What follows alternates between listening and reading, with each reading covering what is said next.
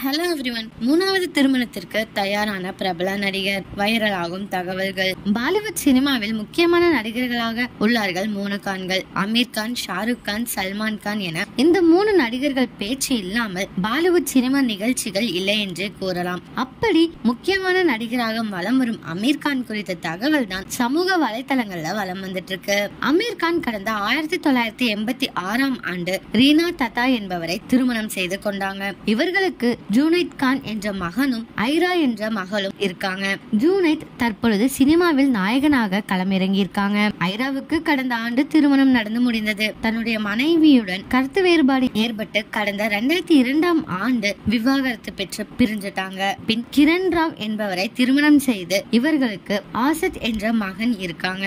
ஆனால் இந்த திருமணமும் விவாகரத்தில் முடிந்தது. கடந்த 2021ஆம் ஆண்டு விவாகரத்து பெற்றவர் சிங்கிளாக இருந்து வந்தாங்க.